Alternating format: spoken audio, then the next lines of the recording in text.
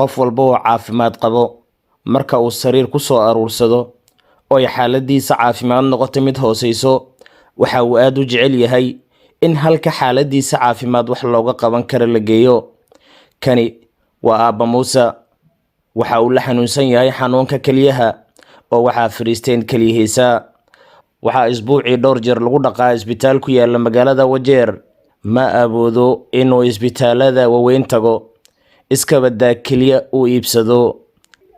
Aabbahani oo ah qof danyar ah, sidoo kaleetana la ildaran xanuunka hayo, ayaa waxa uu si naxariis leh ummadda islaamka ee qeyrka jecel uu uga codsanayaa in ay ka caawiyaan sidii xaaladiisa caafimaad lagula tacaali lahaa oo keliya loogu heli lahaa.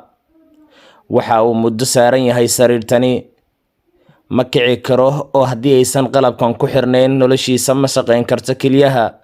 waxaa mar bannaanka loo soo saarayaa dhiiggiisa, haddana dib loogu celinayaa iyaga oo la sifeeyey si uun waxyaroo kaalmaatiha uu helo. Aabbahani waa uu xamili layahay xanuunkan intan la eg oo muddada uu la xanuunsan yahay sariirtana la saaran yahay.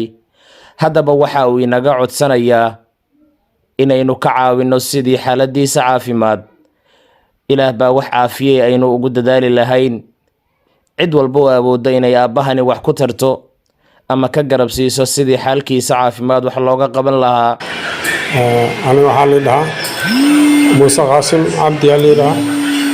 waxaan ka mid ahay dadka oo bukaanka la nool 4 sano 2020 aan jiraday.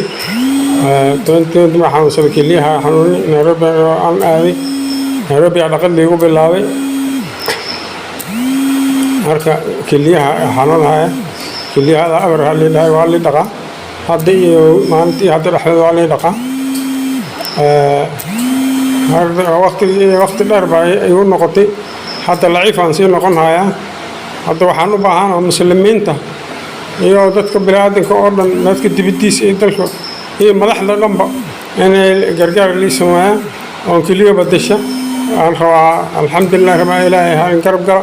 waxaan aad iyo aad u codsanayaa inay wax lii qabto oo dadka dalka iyo dalka dibadiisa iyo madaxda Wajeer iyo meel kasta adduunka meel joogaba inay wax lii qabtaan rabaa.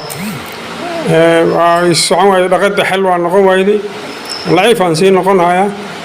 sida awoodeed waxaan u codsaday in keliya lii bedel. marka hadda meesha u imaaday in keliya bedel aan rabaa. lacag halii aruuriyaan rabaa. إن شاء الله بإذن الله الكريم إن العقل أروري آدي لي ساعدة وآدي لي قرب قال يعني باهنا. ها لغاية حلوة نقوم ويدي وقت دير وقعت وسيل لعيفة هاي مركا إن العقل أروري ضدك دلك يديك ديس مدح مال أجوغان بين العقل يوسف أروريان ربا. السلام عليكم ورحمة الله وبركاته.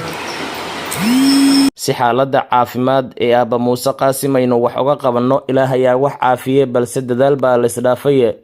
fadlan waxaad la xiriiri kartaa nambarka ah 07 13 61 89 88 0713 61 89 88.